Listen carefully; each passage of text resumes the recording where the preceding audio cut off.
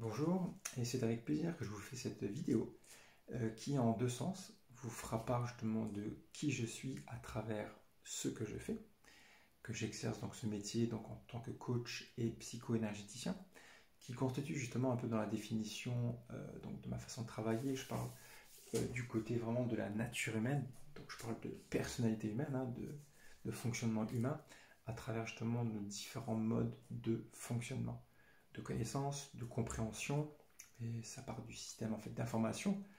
C'est pour ça que c'est intéressant quand on parle donc de cognition, de voir que justement on ne fonctionne pas tous pareil au final.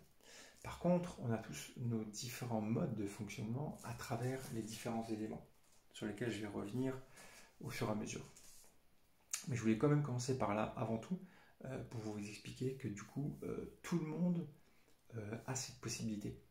A ces possibilités justement de comprendre de fonctionnement, de comprendre qu'on est tous dans ces mêmes modes de fonctionnement, ces mêmes styles, ces mêmes façons de faire.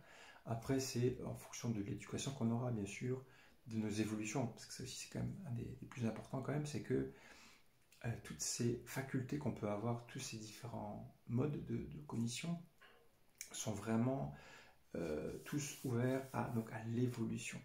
Donc c'est-à-dire que rien n'est fermé, rien n'est buté en fait.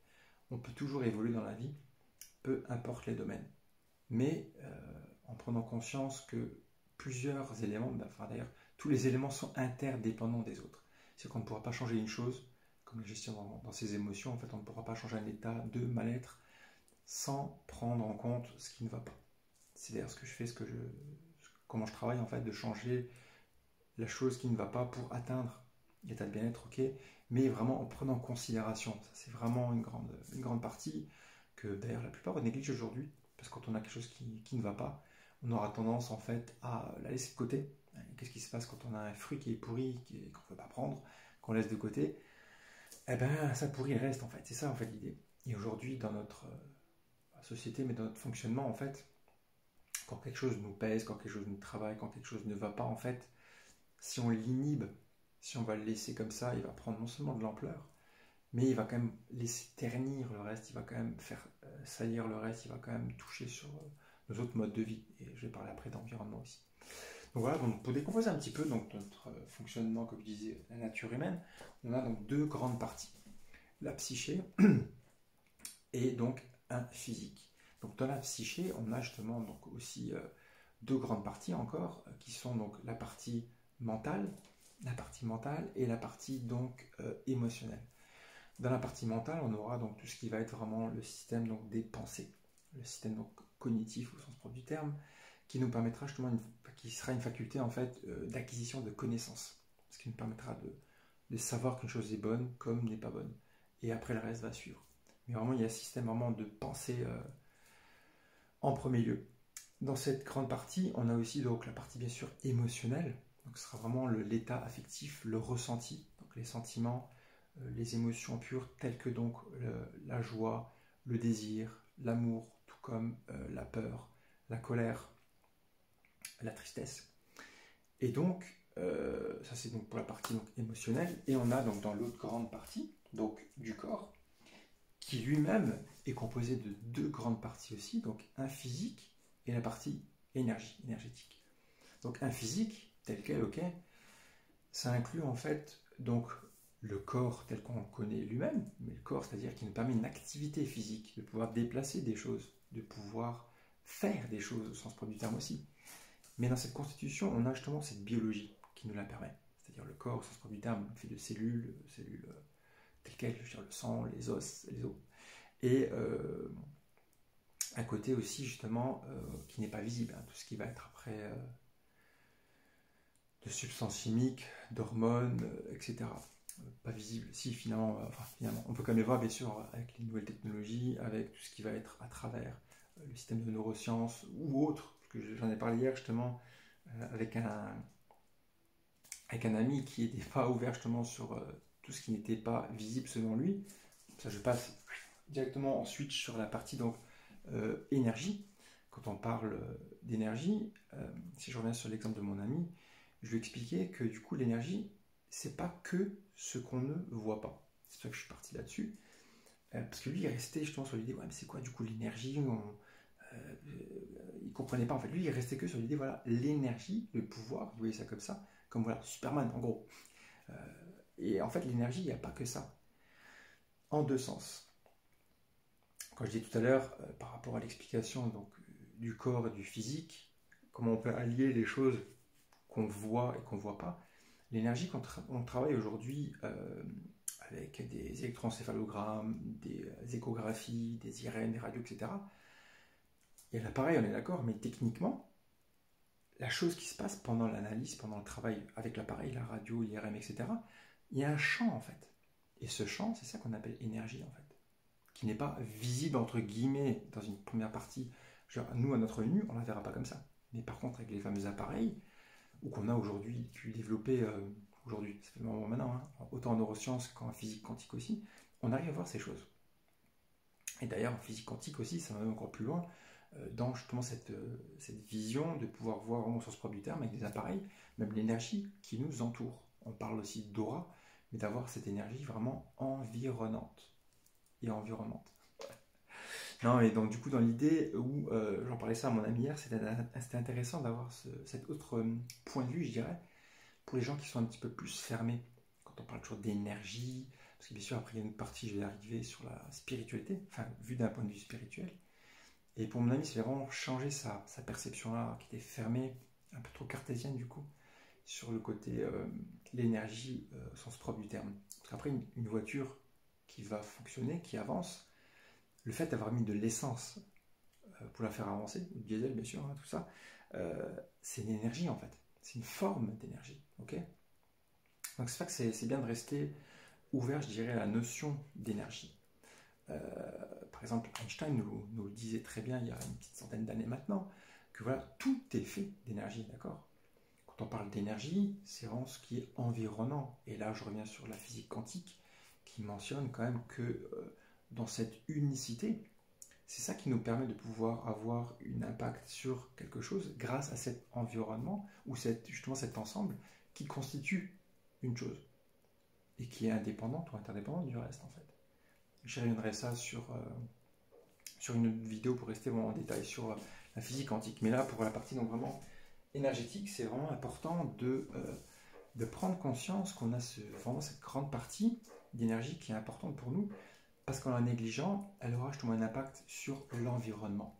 Je reviendrai souvent sur ce terme aussi, parce que beaucoup de gens aujourd'hui, non seulement ils négligent, mais ils sont aussi pris du côté négatif, je dirais. Quand quelque chose arrive, il y aura toujours un rejet pardon, de responsabilité, ou rejet de dire voilà, ce qui se passe, c'est pas de ma faute. Si je prends tout à l'heure dans les fameuses émotions, quand je dis un truc qui va pas, une personne qui est en colère par exemple, qui est en colère, elle va dire ah non, c'est toujours la faute à l'autre, du coup il avançait pas en voiture, en famille c'est de sa faute à elle, parce que du coup elle ne veut pas s'occuper à débarrasser, je sais pas, en couple c'est toujours de sa faute parce que du coup il n'a pas fait ce qu'il fallait, etc.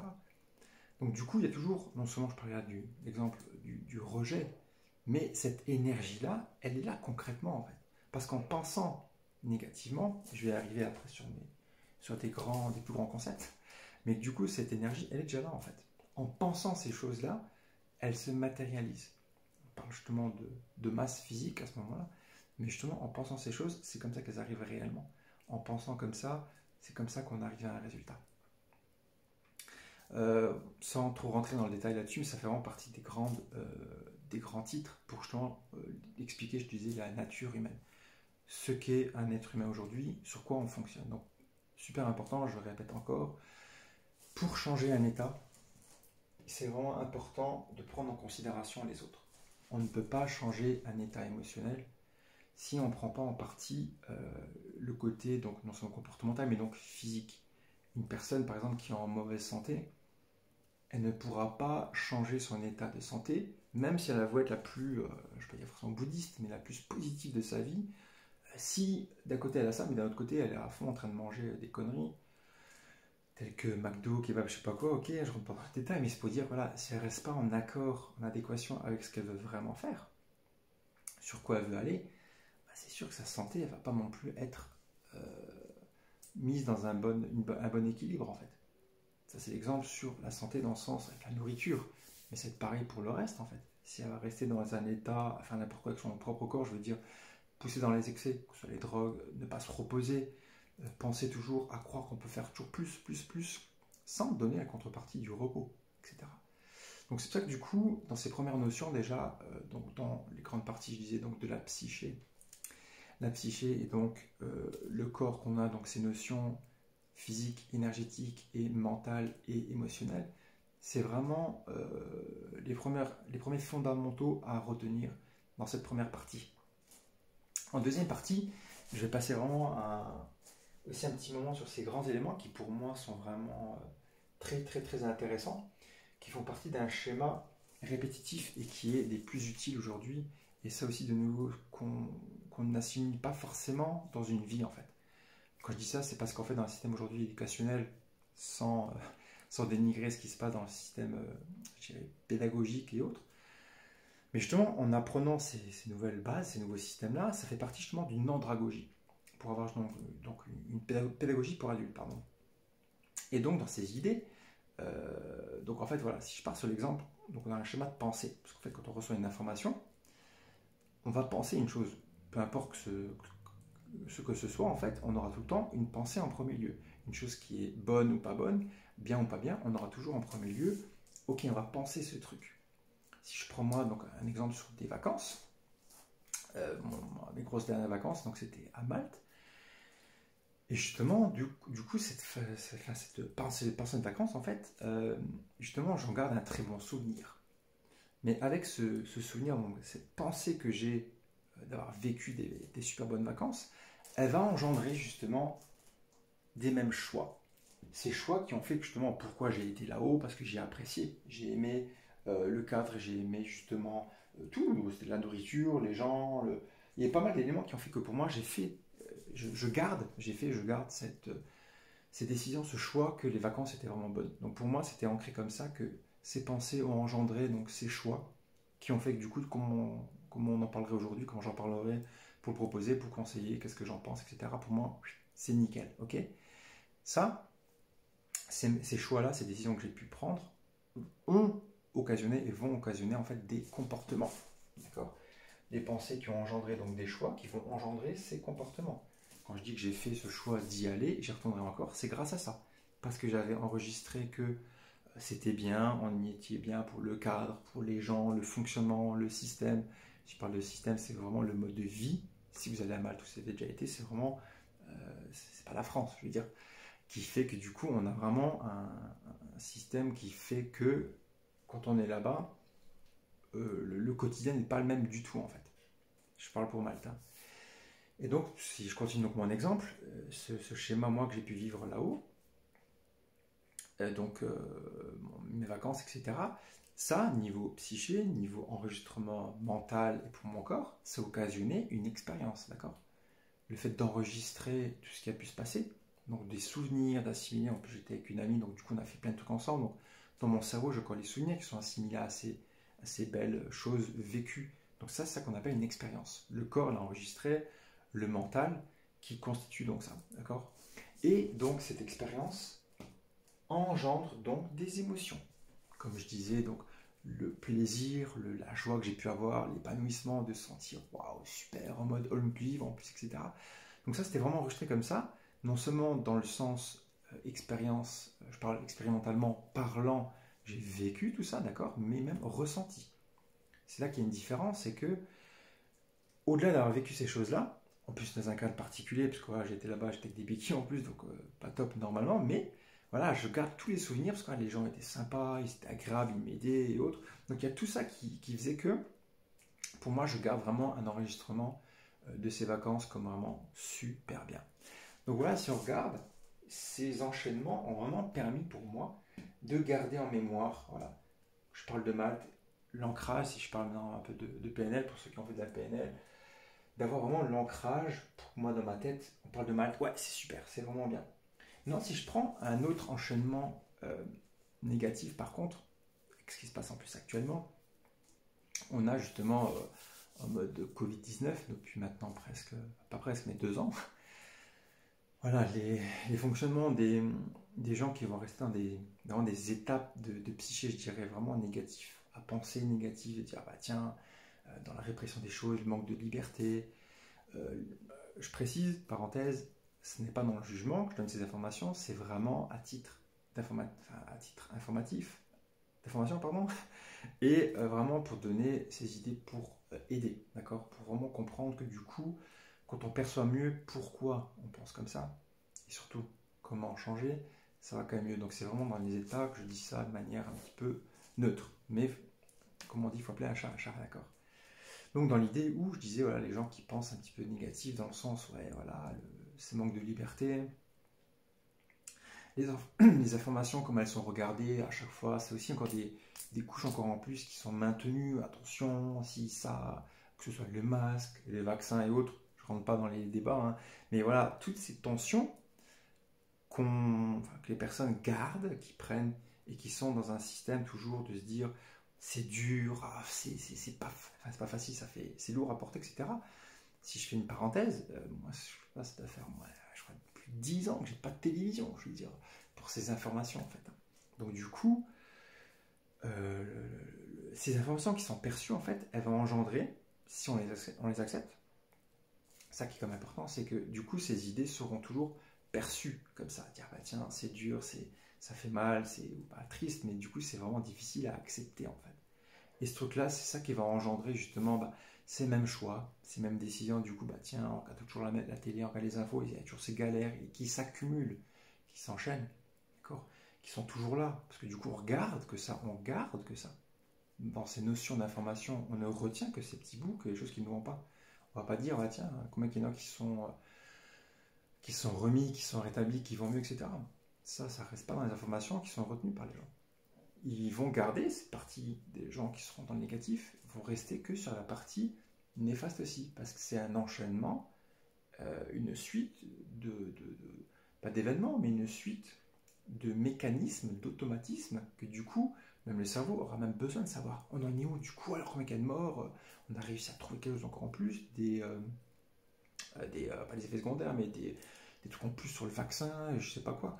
Voilà, donc les gens, ils vont se nourrir de ça en fait. C'est pas que du coup on parle après donc, de ces comportements, les gens vont garder ces mêmes comportements, à vouloir toujours enchaîner sur les mêmes choses. Et j'ai des milliers d'exemples que je pourrais citer ou pas, mais qui justifient toujours que ces gens restent dans ces actes-là en fait. Ces comportements qui sont faits au quotidien. Et c'est ce qui crée aussi, qui maintient un schéma de peur en fait. Un schéma de peur, mais un schéma qui permet malheureusement qui reste dans ces mêmes attitudes à chaque fois parce qu'on les maintient. Ça nous conforte parce que le cerveau est comme ça aussi, attention. Le cerveau en fait a besoin de ce qu'il connaît. D'ailleurs, c'est comme ça qu'il fonctionne, sur ce qu'il connaît en fait. Et pour passer justement, pour dépasser ces schémas, il faut passer justement par cette phase d'inconnu. Mais comme voilà, si on est dans un état à la base qui n'est pas confiant, qui est ou dans la peur, bah, du coup on va rester sur ce qu'on connaît. Donc du coup se tenir à ce qu'on connaît aussi. Donc c'est là que du coup est la problématique aujourd'hui, de rester dans ces comportements qui sont tout le temps les mêmes encore. On reste sur là-dedans. Il n'y a pas le pas trop, mais le pas en plus, qui fait sortir cet état de négativité et qui fait partir justement sur le côté, ah bah tiens, du coup ça, on ne sait pas comment que ça se passe. Est-ce qu'il y a une nouvelle ouverture d'esprit, une nouvelle porte qui s'ouvre sur quelque chose de nouveau qu'on ne sait pas et qu'on laisse faire et qu'on accueille du coup. Et de ça, en fait, fort de ces expériences, notre cerveau et puis bien sûr notre corps, je parle de la partie donc émotionnelle, aura enregistré du coup cette émotion négative à cause de ça. Parce qu'il faut quand même savoir et se dire qu'en fait, que tout ce qui va constituer en fait nos savoirs, la connaissance, c'est pour le cerveau, mais la retenue émotionnelle est pour le corps. Parce que quand on parle après de définition émotionnelle, c'est ça en fait aussi. C'est un ressenti. Autant que je parle de tristesse, de peur, de réaction, comme dans la joie, l'épanouissement, la gaieté, tout ça c'est le corps qui le perçoit en fait. On a ok, je parlais de la psyché tout à l'heure qui faisait une gestion, oui, mais l'enregistrement et la retenue, qui feront donc partie d'un souvenir, il part du corps qui le retient en fait. Donc ça que c'est intéressant d'avoir cette partie-là qui nous fait prendre conscience des choses. J'interviens sur le terme de conscience pour dire que justement que ces états, donc on vit consciemment, hein, donc en ayant ces mêmes pensées au quotidien qui vont engendrer toujours ces mêmes choix, qui vont toujours donner ces mêmes comportements au quotidien, qui donc on tout donne une expérience. Cette expérience qui nous fait penser à l'émotion, ou du moins ressentir l'émotion, pardon. Et donc ces émotions qui donnent toujours les mêmes pensées. Donc c'est pour ça qu'on aura toujours un même schéma. Répétitif et donc un flux. Un flux. Quand je dis flux, ça me fait revenir sur l'énergie justement. Une énergie est aussi un flux. Et en gardant cette boucle en fait, elle ne pourra pas ni changer de sens, mais ni changer de tout court en fait. Ni un élément indépendamment d'un autre.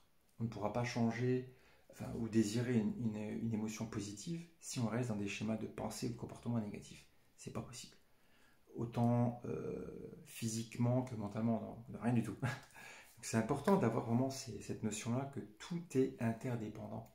Si on désire quelque chose, il faut mettre en action le tout en fait. C'est pour ça que quand je parlais tout à l'heure de tout est unité, dans une unicité, c'est là que c'est important, intéressant, utile d'avoir cette, j'ai envie de dire, cette notion de croyance, penser, de dire c'est possible, oui, parce que c'est utile. Moi, je me base beaucoup sur un de mes symboles, mon symbole favori, justement le yin et yang, pour avoir cette idée justement d'unicité, d'unité. Que une chose est là pour quelque chose, et que sans elle, elle ne pourra pas donner idée sur l'autre, en fait. Quand on parle de notion de lumière et d'ombre, l'une ne peut pas vivre sans l'autre, en fait. Donc c'est pour ça que dans un schéma de sortie de problème, c'est vraiment important de les prendre en compte. De se dire que si elle est là, c'est que ça cache quelque chose, c'est que ça couvre quelque chose. Et je donne l'exemple du fruit pourri, c'est ça en fait. S'il est là, c'est qu'il y a une raison. Il faut l'enlever pour réagir à sortir de la problématique en fait. Et un corps humain, une situation problématique, c'est pareil en fait. Si on la laisse tout court, elle va perdurer. Et elle va empirer, je dirais même d'ailleurs. Après, ça fera partir sur d'autres sujets. Mais pour dire que justement, cette problématique, si elle est là, c'est important de la prendre en compte. Donc voilà, donc ces schémas sont vraiment... Ces schémas oui, de continuité sont vraiment interdépendants et importants à suivre. D'accord ? Parce que si un ne va pas, les autres n'iront pas non plus. Je vous disais justement, en termes de conscience, c'est vraiment super important. Pourquoi justement? Parce qu'en fait, il faut pouvoir donc changer d'un état à un autre. Ok, c'est dit ça grandement. Mais ce qu'il y a, c'est que j'entends par là, en fait, changer, c'est en fait prendre conscience qu'on doit changer. Quelque chose qu'on doit changer, en fait. Et c'est par cette prise de conscience intervient derrière, en fait, une acceptation. C'est un lâcher prise, on pourrait dire en fonction de la chose, mais c'est ça, en fait, l'idée, c'est qu'accepter de pouvoir, de devoir changer. Une personne qui est en colère, elle ne pourra pas changer si pour elle, elle n'a pas accepté qu'elle l'est. Pourquoi elle l'est, etc. Dans le sens d'une situation bien concrète. Voilà, c'est une personne qui la double en voiture et qui a ses neuf contre elle, du coup, il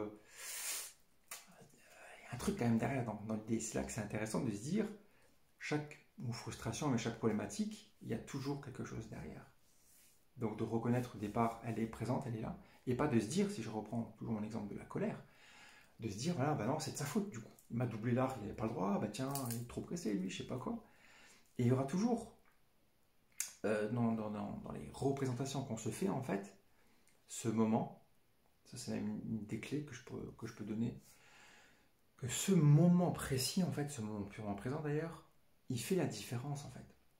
Dans ce qui se passe là maintenant, la personne qui m'a doublé en fait, elle m'a doublé parce que je roulais trop doucement, ou alors parce que lui a le droit après, il a le droit, il roulait vite.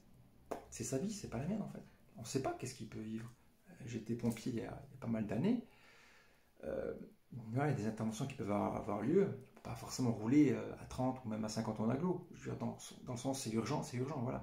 Mais ça part de cette responsabilité de se dire pourquoi on fait les choses. Si moi je m'énerve, c'est pas que c'est envers moi, mais c'est l'idée, c'est mon choix en fait. D'accord? Si je reste sur cette idée toujours de colère, ça restera mon choix de m'énerver contre quelqu'un. Contre, je parle d'environnement de nouveau. Si je revenais sur l'idée donc l'énergie qui m'environne, dans l'idée que ça reste à l'extérieur tout ça, mais c'est parce que je le veux bien, parce que je le tolère, parce que je le veux. Donc c'est vrai que c'est vraiment important d'avoir cette notion que les choses sont dépendantes de nous, mais elles sont là parce que justement on le veut, d'accord? Voilà, donc pour cette première partie de vidéo, les amis, cette première vidéo, c'est déjà pas mal, hein, 25 minutes, je pensais faire un petit peu moins, vous m'excuserez. Mais en tout cas, voilà, gardez bien l'idée pour faire un petit peu un résumé dans cette, voilà, cette personnalité humaine, ces cognitions humaines qu'on peut tous avoir en nous. Elles sont vraiment dépendantes et interdépendantes en lien de ce qu'on peut avoir dans la vie, en fait. Évidemment, si on a un fonctionnement, je veux dire, on a pu avoir une éducation qui était difficile, etc. Tout ça, c'est un fait. Il n'y a pas de problème. Mais ce qu'on en fait aujourd'hui, ça, c'en est un autre, d'accord?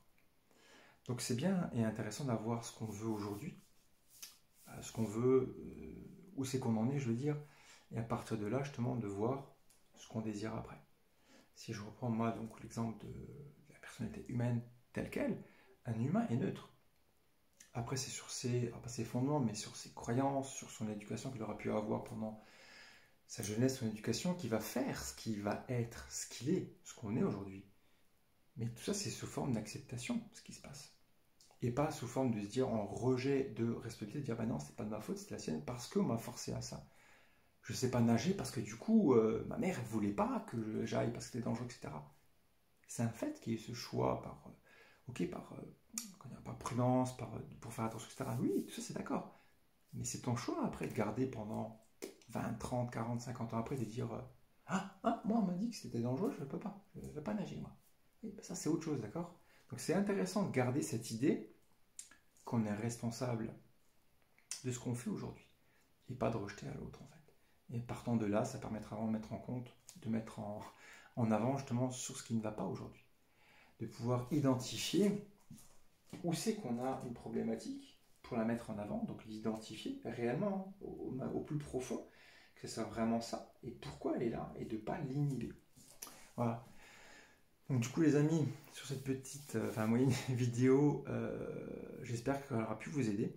Et en tout cas, si aussi elle peut aider d'autres amis, votre environnement, votre entourage, n'hésitez pas à la partager, à les faire venir sur mes différents profils que vous pourrez retrouver donc à travers Facebook, YouTube, Instagram, site internet qui est en construction, en temps de mise à jour on va dire. Donc voilà, pour un peu aider nos différentes façons de comprendre mieux les choses, parce que c'est grâce à cette connaissance de soi, qu'on peut aussi comprendre les autres. C'est dans ce sens que j'ai pu faire derrière mon propre évolution aussi. Quand on parle d'évolution personnelle, ça part de là en fait. Pouvoir partir d'un stade pour arriver à un autre, et en passant ces étapes, c'est ça qui va faire justifier qu'on peut avoir des gains, des compétences, etc. sur la fin en fait. Mais voilà, pour dire que ces éléments, ça peut aider quelqu'un, n'hésitez pas à les partager. Et donc merci de me suivre, merci de mettre un petit j'aime ou un petit commentaire si ça vous enchante de me donner ce que vous en pensez, un feedback, un retour sur l'idée. Et du coup, je vous dis donc à la prochaine et merci.